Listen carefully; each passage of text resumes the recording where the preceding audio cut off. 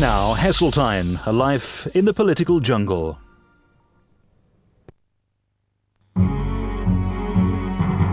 He had become a star on the conference platform and as a minister.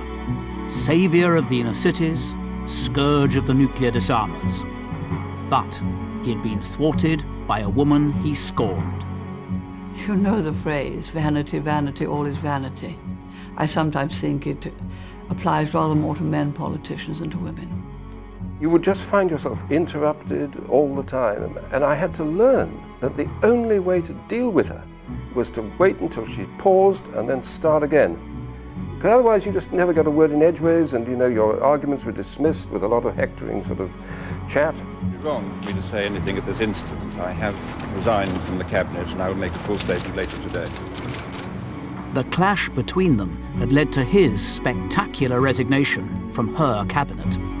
I had no interest in resigning. It's completely out of character of me that I should actually want to give up one of the most exciting and responsible jobs. Margaret Thatcher and Michael Heseltine were now on a collision course of seismic proportions.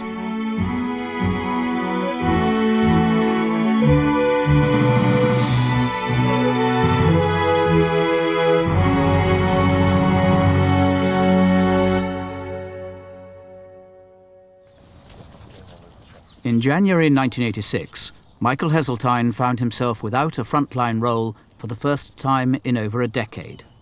He had sacrificed a cabinet seat and found himself in the political wilderness. It was very hard because, you know, every morning you have to get up, wind yourself up and go. You know, there's nobody else to there's no role to follow. You know, you're creating it as you go. So every day you have to think, what am I going to do today to keep the show on the road? He was busier then than he had ever been, making sure, fighting his corner, making sure that he was in the right place, seen in the right place, saying the right things, making the right speeches. And if you think there's a lot of gorillas on the streets of Britain... Heseltine did not accept defeat. His fight back began at once. Pleased to meet you. Hope you guess my name. But what's puzzling you is the nature of my game. This Conservative government alone now can be relied upon to maintain those policies. Hope you guess my... Of course, I was always aware that the constituency, if ever there was a leadership struggle, were the MPs, but those MPs would be influenced by the activists in the constituencies and by the public opinion poll ratings. Any Labour government knew how to cure unemployment. What was he campaigning for, and what could he campaign for? It was the leadership of the Conservative Party as Mrs. Thatcher steadily became more unpopular and more extreme. He knew it would take time. He was a big beast out there in the jungle, plainly a threat, because he was emerging as a possible alternative to the Prime Minister if she slipped on the final banana skin. In the 87 election, he was everywhere. He really wanted to collect, I think, every election sticker going. So he had his huge flamboyant rosette, and every time he went to a new constituency, he slapped the sticker for that particular candidate over the top of the great pile of stickers he was amassing. So by the end of the campaign, it was more sticker than rosette, and I think he was very pleased with this. It showed people that he'd been out there in the thick of the battle, that he'd been everywhere where it mattered, and he'd got the T-shirt. The cabinet outcast became a celebrity guest. I'm glad to welcome Michael Heseltine. The Right Honourable Michael Heseltine, MP. But the great showman was also a canny politician. Well, he behaved very well in the sense he didn't spend his time attacking us like mad. He did not go out and become an embittered foe of the government. He was a threat in the sense that for many he was the king over the water. Everyone in politics sensed that the king despised the Queen, that the clash of two outsized egos was sharpened by a widening gulf of attitudes and opinions. She had a powerful personality. She had strong views. A lot of her instincts work from the gut. A lot of her judgments, they seem to come from a sort of emotional, internal background of what would classically be called sort of lower middle class prejudice. If any policy was born of Margaret Thatcher's gut instincts, it was the poll tax. The nation was soon engulfed by a wave of popular protest. She was hated by large numbers of people. The poll tax had just gnawed at the vitals of the community, of society. It wasn't just about Labour voters. Whole rafts of people who just felt this was a monstrous injustice. The revolt turned ugly.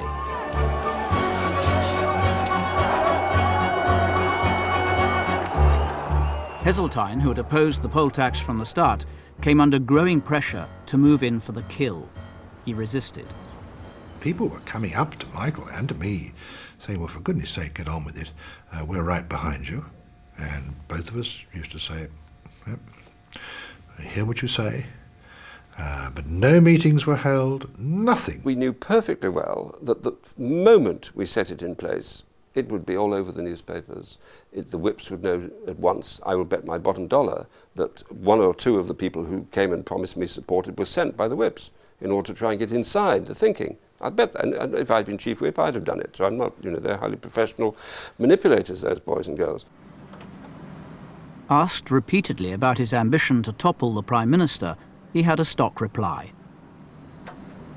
My position has been consistently that Mrs. Thatcher would lead the Conservatives into the next election. He's just an ordinary backbencher, aren't you, Mike? Not as ordinary as you are, John. If you foresee no circumstances, that leaves open the option that there could be such circumstances. However, if you said there were no circumstances whatsoever, there are no circumstances, you would clear it up completely, which is what you want to do. I have made my position absolutely clear, and it is a satisfactory position which has got through month after month, year after year, election after election, general election, local election, by-elections, and the British people, they understand what I'm saying. A majority. Any politician is faced with these what-if questions all the time. If you tell the truth, which is, if I get half a chance, I'll accept preferment, you're seen as a sort of scheming rogue out there. But that is the case with virtually everybody. And the only issue is how you present it in the least unfavourable light. Margaret Thatcher was now beset by crisis. Not only the riots, but the first open challenge to her leadership. And far worse, the internal rows over Europe. The resignation of her Chancellor, Nigel Lawson, followed some months later by her Foreign Secretary, Geoffrey Howe. I remember him saying to him, as I said, come on, Michael, we got to run. It seems to me this is now the time to do it. He said, well, I'm minded to do that, Andrew, but I have only one bullet in this gun. If I fire that and I miss, I'm finished. I think circumstances manoeuvred him into a position where he either stood against Margaret or he stepped back and looked as though he was prepared to criticise, prepared to wound, but not prepared to strike. The Prime Minister seemed blithely unaware of the abyss opening in front of her. I'm still at the crease, though the bowling's been pretty hostile of late.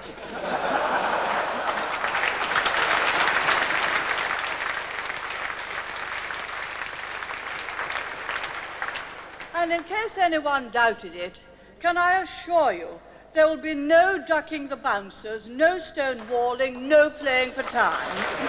Order. Order. I remind the House that a resignation statement is heard in silence and without interruption. Sir Geoffrey Howe.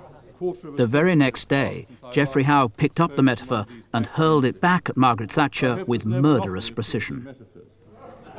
It's rather like sending your opening batsman to the crease, only for them to find, the moment the first balls are bowled, that their bats have been broken before the game by the team captain. I was coming down to London from Northamptonshire, and I turned on the radio, and no introduction, it was just the beginning of Geoffrey's speech, and I nearly crashed the car into the barrier. I couldn't believe it. The time has come for others to consider their own response to the tragic conflict of loyalties with which I have myself wrestled for perhaps too long. Well, there was only one person that was a serious candidate, and it was me. And I, like most colleagues, we all got up after Geoffrey's speech to leave the chamber, and as I walked past Michael Jopling, who I, of course, had known as Chief Whip, I said, "What the heck do I do now, Michael?" And he said, "You do nothing. You'll be leader of the opposition in 18 months. And I said, "I don't want to be leader of the opposition." You knew she was finished? I think to say yes is to be too absolute. One knew that the ground was opening up. Heseltine had been 4 years in the wilderness, waiting for the right moment to make his move. This was it. More than 100 of my parliamentary colleagues have urged me to stand and promised me their support. The momentum had taken over. This was now a campaign. The gloves were off, no more dissembling. This was a straight choice, and one was in it to win. It's like soldiers going into action, having been waiting around in Kent for the weather for a very long time. And of course, into action we went. On the day that he laid down the gauntlet, she, ostentatiously, took time out to go shopping. She was convinced she would secure re-election as leader of the party in 1990. But, as I say, I think she rather underestimated the challenge which by then Michael Heseltine presented. Heseltine's lieutenants left nothing to chance. You name crunch, and it is quite a skill and an art, of course, to decide who approaches who and in what way. I mean, you've no idea the number of one's colleagues who will say one thing to one side and the same thing to the other. Towards the end of the campaign, it gets very sophisticated in a sense because you form fraternal alliances with the other camps in order to discover who's cheating. I mean, people lie. People will look you in the eye and say, "Yes, I'm right with you," and you know bloody well that they've just said that to your opponent. Margaret Thatcher had been the Tory leader for 15 years. She was an international superstar. For her fans, Heseltine was a would-be assassin. I most earnestly believe that I shall be in number 10 Downing Street at the end of this week, and a little bit longer than that. The Heseltines found themselves under scrutiny as never before. All the children moved back in for solidarity. They were marvellous. That was the most thrilling time that he was in politics for me. I was living at home, and it was so exciting, the plotting and the scheming. I lost a lot of weight, and I started smoking 40 cigarettes a day, which I'd never done before. It was very isolating. At times it was incredibly lonely. We couldn't really trust anybody. There were journalists were everywhere. The moment the front door was a millimetre ajar, there would be 50 lenses up, focused, and on that door. And as the door came wider, they'd go off. The media circus offered a chance that Mrs. Thatcher's bother boy grabbed with glee.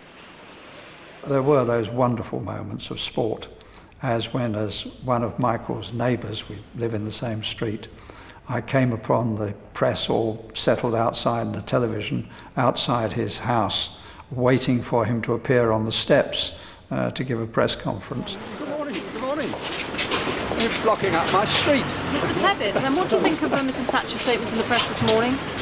I thought absolutely excellent stuff. And I simply placed myself on his steps and gave them a press conference. I think it was a bit embarrassing for him, but didn't give him many choices. He would have looked awfully silly opening the front door and finding me there and having an argument in front of the television cameras. So I got away with it. Anyway, it's very kind of you to arrange this press conference. It was one of the few things that gave me much pleasure during that week or so. Has neighbour Norman been round yet this morning? It's like typical of Norman. He can't resist a fight. Must have got up your nose a bit. Well, it's Norman, you know. One's used to him. For Michael Heseltine, this was a do-or-die struggle for the keys to number 10, and the moment of truth was at hand.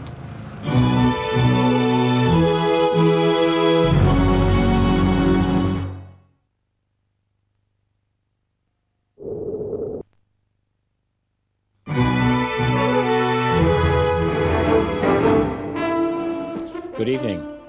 Mrs. Thatcher came out of the first round of the Conservative leadership contest a winner, but only on points, 4 votes short, and she was hurt. I was able to study her very closely as the news came through. And I have to say that I thought at that moment that she knew it was over.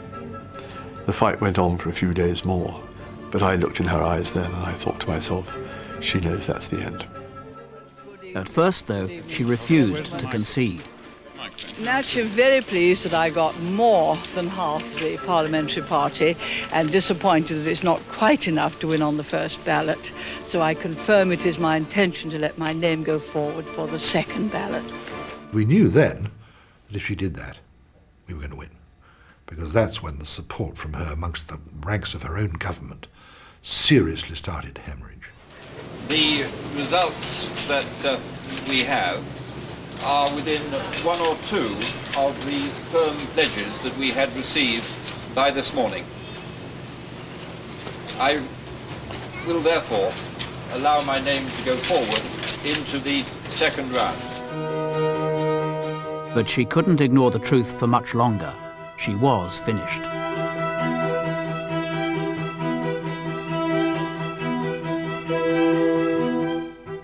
Michael Heseltine now had to face 2 members of her cabinet instead, Douglas Hurd and John Major. Compared with them, Tarzan was an outsider. A big beast, certainly, but far from tame.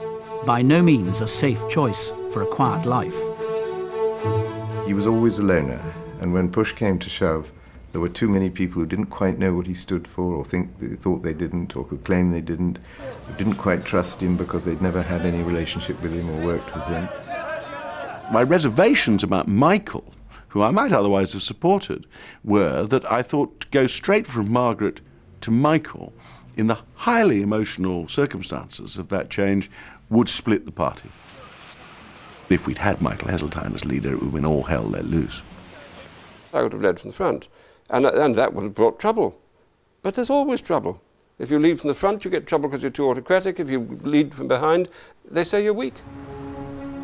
Margaret Thatcher was beaten, but not broken. Her orders now? Stop Heseltine. Bar one, her cabinet obeyed. The total number of votes cast was 372. Of these, the number received by each of the candidates was as follows. We're all in our tiny little television room, which is my study upstairs. And Michael picked up the phone and he said, "This is it." Michael Heseltine, 131. Douglas Hurd, 56. John Major, 185. And he didn't say anything to anybody. He just stood up, left. Of course, we all went straight after him. Went through the sitting room, my mother in hot pursuit, and went straight downstairs and went out onto the doorstep. And we were sort of peeping from behind the curtains and announced that he was going to step down. I know the rules say that there has to be a third round. I shall vote for John Major, and I urge all those people who supported me to do the same. I thought, well, that's real professionalism. He's seen what the result's going to be, and he's doing what he can as swiftly as he can to put the bandages on the Conservative Party and let us move forward. I was extremely disappointed, very, very sad for him. I felt very, very sad when he... I'm very proud of him, actually. Everybody has a dream, and his dream had been to Prime Minister, and that was it. It was the end of the dream. What happened, of course, is that people voted for Michael in the first ballot because he wasn't Margaret Thatcher. People voted for the others in the second ballot because they weren't Michael Heseltine. People often do tend to vote for the negative side on issues of that kind when there was a risk in choosing Michael. Heseltine decided to rally his followers, dejected by his failure to make number 10. Rather an emotional thing faced me because so many colleagues had pinned everything on me and given me most extraordinary support. There was a sort of great stillness and calm, and everybody, felt we'd done well, but there was a huge sense of disappointment. After anything like that, everybody's shell-shocked. It was an emotive occasion. We all stood up immediately he came in and clapped him, and sort of a bit gulpy. And he then stood there and read some great quote from a book. When daylight comes in the light. In front the sun climbs slow, how slowly. But westward, look, the land is bright. And then he said, ladies and gentlemen, we have won. Like that. So there was no concession to defeat even then, And the winning was, of course, the disposal of Mrs. Thatcher.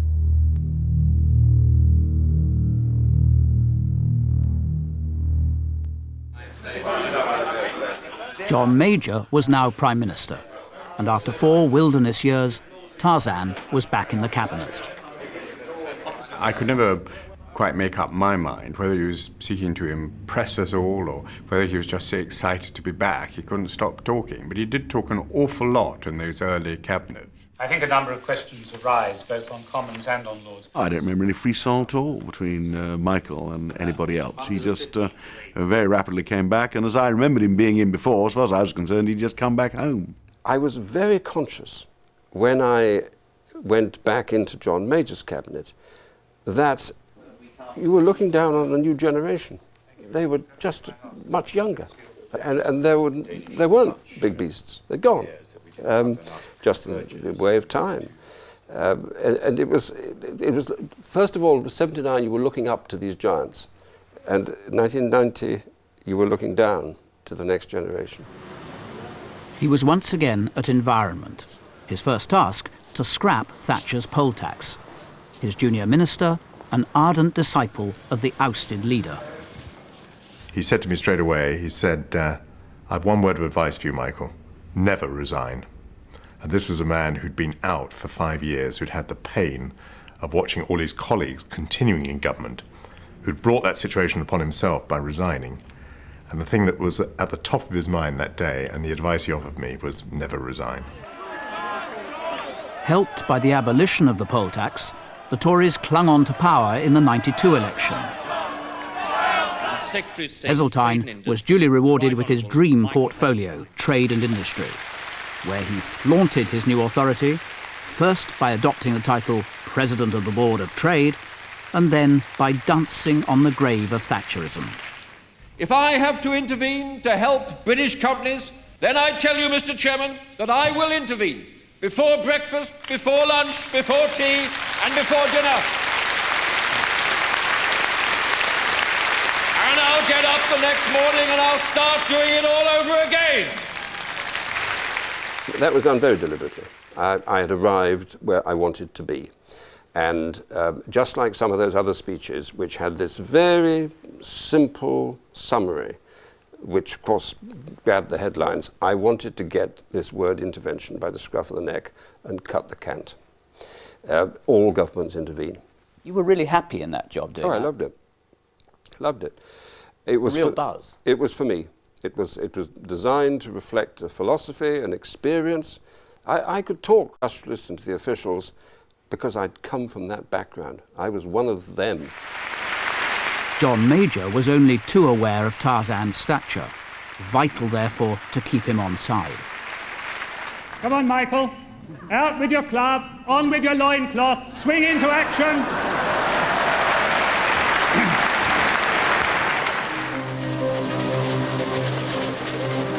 But when he swung into action, it wasn't as saviour, but as destroyer, authorising the closure of 31 pits.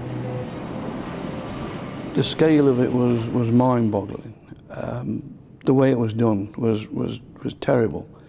And it was that complete lack of feeling for people that hit me more than anything else. I thought, well, after all that we've done, after all the miners have done for the country, you can take a decision like this.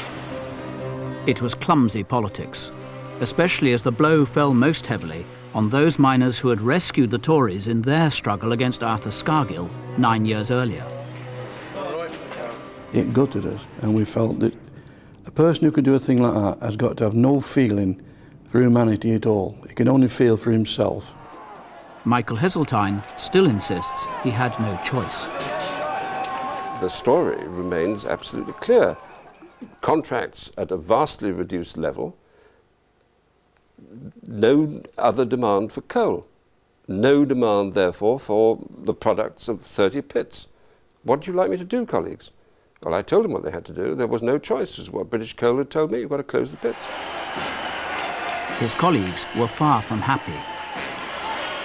A lot of us felt cheated on that issue because we hadn't had that chance to sit round the table and say, please, Michael, don't do this. It's going to reflect very badly on the whole government. And there may be a way of saving some of those jobs and some of those pits. Had I known exactly when the announcement was going to be made, I believe I did a better announcement by saying, this is difficult, it has to be, but look what we put in place to help. This would have been perhaps preferable. The government was forced to backtrack, delaying closures and coughing up more cash for the victims. It had been a political fiasco, and much of the flak was aimed at the president of the Board of Trade. Perhaps, after all, even Tarzan had feet of clay. Well, it wasn't my finest hour, but it's very difficult to see what else I could have done. In June, the Heseltines took a weekend break in Venice. They booked a room in one of the city's grandest hotels, and after a good meal, they had an early night. I woke up. I didn't know what time it was, and I thought, oh God, he must have got up to catch his flight. And he was crashing around the bathroom, making an awful lot of noise. And I said, what on earth are you doing? He said, I'm looking for the Alka-Seltzer, which was Michael's sort of cure-all Alka-Seltzer. So I got up and helped him find it. And he said, I don't feel very well. And I think it's indigestion or something. So he got back into bed. And he lay there and he was very quiet. And he was quite cold and sweaty. I couldn't describe it as real pain, no, I wouldn't, but acute discomfiture. So I said to Anne, look, I think there's something wrong, we better get a doctor. Heseltine was rushed to hospital where they confirmed a heart attack. My father had his heart attack at roughly the same age, at the same time as his father had his heart attack. And his father had survived the 48-hour period and then died on the third day. So I had to gear myself up into a state of mind where I was not going to cry. I wanted him to be alive, you know. I got all choked up, but it's not surprising. It was a terrible shock seeing him lying there in the hospital with the tubes coming out of him. I don't remember being frightened. You know, concerned. Of course you're concerned if you're not well. But I didn't feel that ill. In the meantime, the press had found out about this. And it was something, of course, that that hospital had never had to deal with before. And they didn't know who Michael was, some English politician. What was the fuss about it? And we were absolutely besieged. I was appalled. They came right into the hospital. They wouldn't take no from anybody. Anne Heseltine negotiated with the media. One interview, one photo, and then they'd leave her husband in peace. One of the problems that comes from one of the medicines you get is that whilst the medicine is extremely good for your lowering your blood pressure and goodness knows what, it induces gout. And so when I got to get out of this wheelchair into the helicopter, my foot, which was painful, I went down like that. They'd all found a hole in the wall. And so the picture that everybody saw was this crumpled wreck. It was pretty cruel. And of course, that picture gave the impression that he was much, much iller than he was. I think for my father it was a terrible experience. I mean, I think he thought he was immortal, invincible. Then he hadn't become Prime Minister, and he'd been defeated, and then he had this heart attack.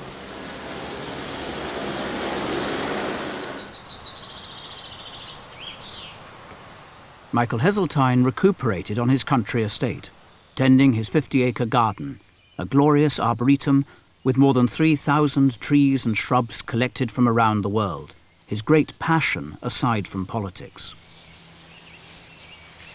I spent 3 idyllic months recovering down here. I did some gardening that I haven't been able to do before or since. It is a very consciously therapeutic process. You know, you just feel totally relaxed. And I'm very sympathetic to Prince Charles's view that you talk to the trees.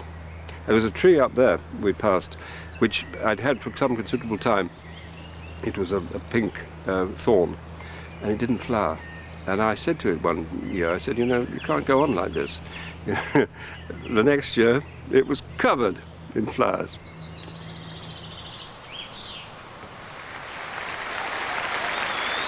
That autumn, the old showman was back on stage, not yet strong enough to risk a speech, but eager to remind the faithful that he was very far from finished. But the cabinet was now under siege, stricken by crisis after crisis, and locked in mortal combat with itself over Europe. The Prime Minister was caught off camera and off guard. Where do you think most of this poison has come from? It's come from the dispossessed and the never possessed. You and I can both think of ex-ministers who are going around causing all sorts of trouble. You really want 3 more of the bastards out there. Did you share that frustration? Yes, I very much shared it. He called them the bastards. Well, yes. Prime Ministers are human, you know. How did you regard them? Well, it was lucky that my observations were not inadvertently recorded. Because they would have been in very similar language. I think John was moderate in the use of his language. With John Major ever more beleaguered, Westminster once more talked up Heseltine as a saviour or rival. It never occurred to me to stand against John. He brought me back. He had treated me extremely well. I was party to every major decision. I can't think of any occasion on which I felt that I'd been bounced or forced to something that I didn't want to do or not been consulted. And our relationship had grown increasingly close. Major's leadership was now under intense pressure. He asked for a meeting with Heseltine. He said, words to the effect, I've been wondering about how we can get you more involved in the centre of the government. Here was the best public presenter of a policy that we had. Here was the best platform orator that we had. Here was a howitzer as opposed to the pop gun of the opposition parties. How best to use him? In the end, it was on the table that we would both think about the possibility of my being Deputy Prime Minister. That meant number 2 to him in the pecking order of the Cabinet. The persecution of the Prime Minister was unremitting until he could stand no more. And then came the bombshell that he was going to resign as leader of the party and stand for re-election. And that's the first I'd heard of it. And he said, what do you think? And this is the moment at which a sort of, you know, a firework of explosions take place, because my first obvious thought was, my God, there's going to be leadership for the election of the Tory party. What am I going to do? He smiled, I seem to recall, rather wryly, and said it was a brave decision, but said, as both he and I knew was the case, that I would certainly get a majority of votes. But then he asked me, are you sure you will get enough? I am not prepared to see the party I care for laid out on the rack like this for any longer. I have this afternoon tendered my resignation as leader of the Conservative Party.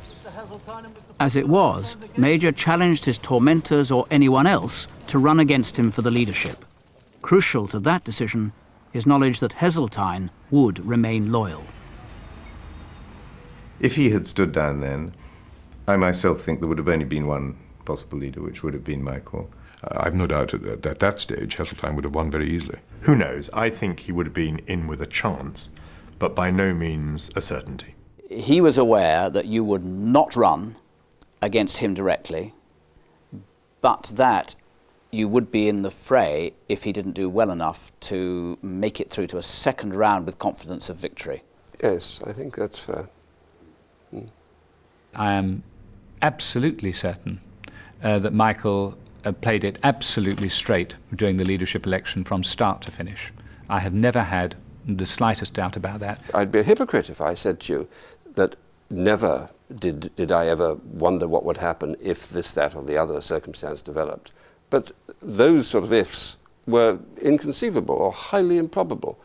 So they never became sort of bankable or assumptions or part of a strategy. When I finally heard of your In the end, the only candidate to challenge John Major was John Redwood. The result was a foregone conclusion. I have to declare 327 colleagues have voted. For John Major, 218. For John Redwood, 89. Abstained, 8. Spoilt, 12. I declare John Major elected. Major has since said that if he'd secured 4 fewer votes, he would have stood down. Heseltine would then have gone for the crown as odds-on favourite to secure his lifetime's ambition. We are human beings, and we're sophisticated human beings which know all the options. I'd done all that I think I could properly have done to support the guy who was in charge. But of course, as I said to him immediately he talked to me about it, I'm the person with the biggest stake in this thing other than you. And you'd lost a stake? The stake had never materialised. The next day, Major reshuffled his cabinet. Michael Heseltine, loyalty rewarded, was duly appointed Deputy Prime Minister. I think it's a very interesting moment in politics, and I think people are in for some surprises. He may have missed the crown, but at last he was at the very heart of government.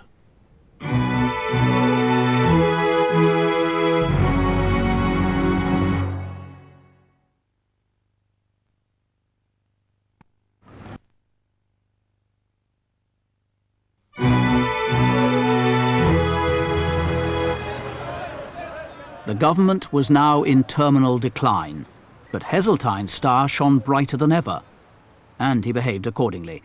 A grand office to go with the grand title. He did furnish the room with enormous pieces of furniture. Huge sofas, gargantuan-sized chairs, and he himself, which were all rather low-slung as well. So that it meant that short people like me simply vanished into their depths, not to be seen again. And even normal-sized people found that they couldn't get their legs to the floor. So they were, as you might say, in a disadvantaged position, sort of spread-eagled on this huge furniture, while Michael sat comfortably in what appeared to be a purpose-made leather chair, elegantly surveying us from above. Michael Portillo, who takes a particularly close interest in such matters, remains dismissive of Heseltine's job description. I think maybe if I'd been Michael Heseltine, I would have found the role a little disappointing. That word deputy, you know, it's only a little word, but it makes all the difference in the world. He was the Deputy Prime Minister, and it isn't like anything like being Prime Minister. The truth is, he was Deputy Prime Minister, he had a lot of power, he had total access, and his input into the development of government policy was substantial. I think you did have a unique situation where someone who had no direct departmental responsibility carried more weight in the cabinet than even the Chancellor of the Exchequer or the Foreign Secretary or the Home Secretary at that time. And that reflected his personal background and his very good relationship with John Major. And that was the prevailing view. Radiating confidence and authority, Heseltine had more clout than ever. I remember him walking through number 10 one day with me, and there was some ghastly crisis going on, as there often was. And he strode down the office and he said to me, "Isn't it fun? Isn't it fun, all this trouble?" And he seemed to genuinely mean it, and the colour mounted in his face as he walked along smiling broadly. Well, I wasn't sure it was all that much fun at the time. Well, the closer to the centre of government you get, and ultimately, of course, the Prime Minister in his office is the heart of the matter, the more continual is the pressure. There is never a moment when there is not a crisis. In retrospect, I'm quite sorry I didn't have a Deputy Prime Minister a little earlier. I think it would have been quite helpful to have done so, given the huge range of things that were going on at the time. The Tories appeared to have been consumed by a death wish. It was a horrendous atmosphere the last 2 or 3 years of the Major government, because this internal war broke out, and the electorates were remorseless people, and an atmosphere of suspicion and paranoia, I think, spread through large parts of the government and the party. To the fury of the sceptics, the Chancellor and the Deputy Prime Minister refused to yield the party line on Europe.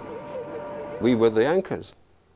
We were quite clear that we would preserve the balance of the party policy as it was. There was no need to change, and we weren't going to be pushed around.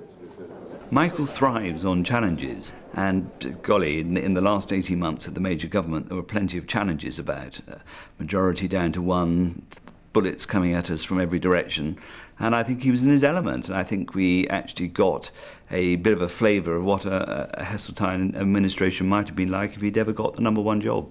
Many of these events were out of control. BSE was out of control, the sleaze situation was out of control, the economy was improving but slowly and it needed time. The one thing that was wholly out of control but totally predictable was the election date. Heseltine knew the Tories were doomed, but you'd never have guessed.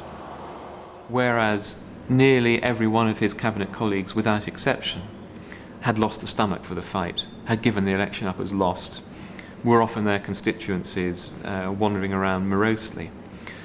Hesi did not give up. I mean, he was, I think, the one superb example of someone who, he's not stupid. I mean, I think he knew what the outcome was likely to be.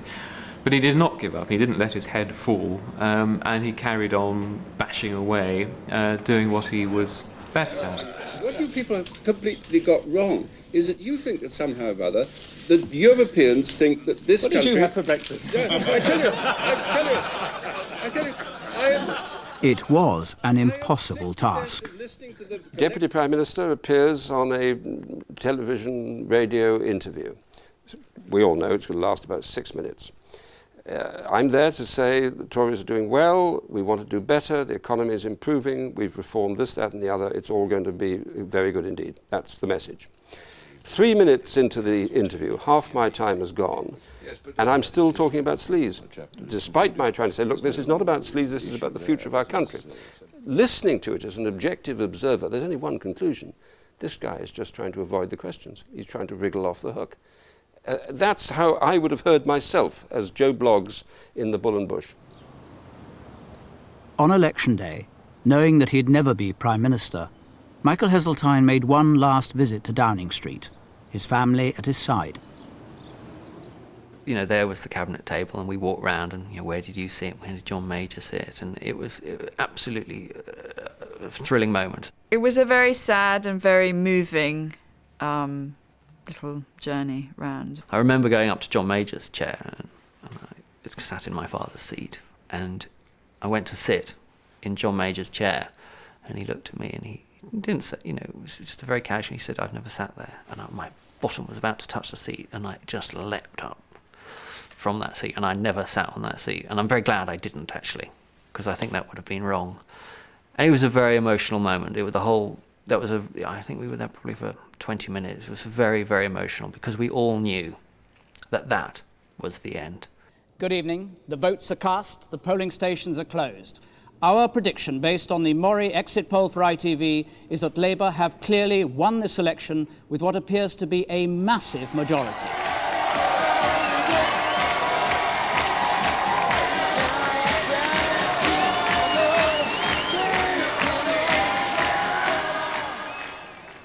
After 17 years, the Tories were out of power, and Michael Heseltine was out of office.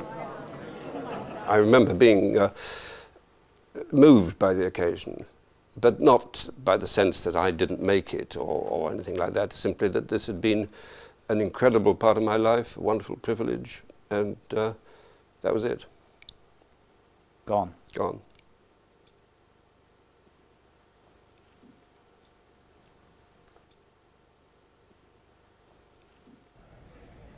John Major at once resigned the Tory leadership. When the curtain falls, it's time to get off the stage, and that is what I propose to do. For the third time, Michael Heseltine had to decide whether or not to enter the race, though this time for Leader of the Opposition, not Prime Minister. Do you have any leadership ambitions yourself, Mr. Heseltine? All these matters will be resolved by the party. Thank you. Thank you very much. In fact, the matter was resolved by an attack of angina, which put him once more in hospital. His family implored him to give up. I didn't think the price was worth paying anymore, and I infinitely would rather have my father back than live with the fear and concern. You have to take a decision that, not just for Daddy's health, but I think, you know, you have to think of my mother, who's, you know, there's only so many kind of heart attack scares or health scares you can go through. This time, he yielded. I think probably the fact that, you know, this happened today, insignificant as it is, was the final sort of, right, we won't do it. The leadership contest began, therefore, without the most favoured candidate. But that was not quite the end of the story.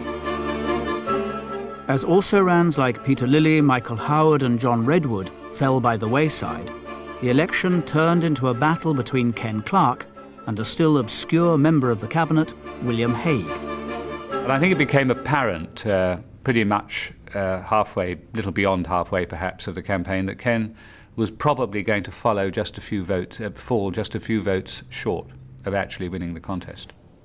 That prospect alarmed the party elders, who met in secret to find a way out. So we had this meeting in John Major's room behind the Speaker's chair, when Michael Heseltine was there, Alistair Goodlad, the then Chief Whip, and I think also the party chairman, Brian Mulwiney, was present, and it was the people then running the party. Michael did consider at that stage whether he should enter the contest, and Ken considered whether he should withdraw from the contest. John had said he would support me if I did, and there were one or two others who were consulted, of people of substance. John Major was urging you to... John urged me. Said that if I did it, he would support me. If you place yourself in the mind of the people who for many years have been running the party, the Prime Minister, the Deputy Prime Minister, the party chairman, the party Chief Whip, and of course to hand over to a virtual unknown, a very young man indeed, they had a sense of crisis, a sense of total uncertainty, a sense of staring into the abyss. And so that was very much driving their decisions at that time. And after a discussion, the agreement was that I would step down, Michael would enter the race, I would support Michael, and we'd see if we couldn't get Michael there. It was put to me that I was of sufficient stature and I was alone of sufficient stature to win against William's challenge. The next step was going to be a press conference, me and Michael explaining that I was standing down, was backing Michael Heseltine. Michael Heseltine was coming in at the last stage where he could enter the contest, and that we were all supporting Michael Heseltine. Heseltine now had his best ever chance of securing the leadership. He not only had his natural supporters, but was also sure to have the votes of many right-wingers, in the hope he'd be a stopgap until Michael Portillo, who'd lost his seat in the general election, was once again back in the Commons to claim the throne. And so nomination papers were signed. I was given the honour and privilege of looking after them for 24 hours, and those nomination papers on behalf of Michael Heseltine were to be entered the next morning, subject to him checking this with his wife and with his doctor. I went back to Chapel Street. I said to Anne, look, I don't think you're going to like this very much, but I must tell you what has happened. And she told me exactly what her views were. I was absolutely adamant it shouldn't happen, I must say. But at the end of the day, it had to be his decision. Before making a final decision, Michael Heseltine rang his heart specialist, Peter Mills. I said to him, look, I can understand I've spent many long years in this profession. I've never felt it was a strain. It was always easy for me to carry the load that I had to bear. Because there was always a race to be won, a prize to be gained, a purpose. But if I do it now, it's very likely that I'll have the divisions about me, that we won't actually win the next election. I will be heading towards my late 60s. The lame duck charge will be levelled at me. The young Turks will begin to circle, and no prospect really of the prize. And that would be a strain. And that was the clinching argument. And Michael Mates rang a quarter of an hour later. He said, "You're on. I've consulted everybody. They want you to do it." And I just said, "Michael, I'm sorry, I won't."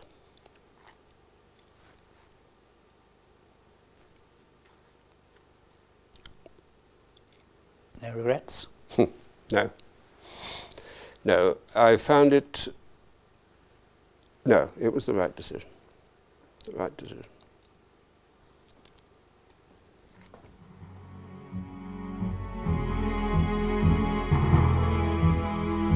Michael Heseltine is to stand down at the next election, unbowed, but apparently glad to be out of it. He will have been in Parliament for 35 years. A great showman, never grey, never dull. For some, he was an inspiration, the best leader the Tories never had. For others, he was a wrecker, an assassin. But all concede that he's been a giant of his time, a politician of exceptional ability and rare courage, not easily forgotten.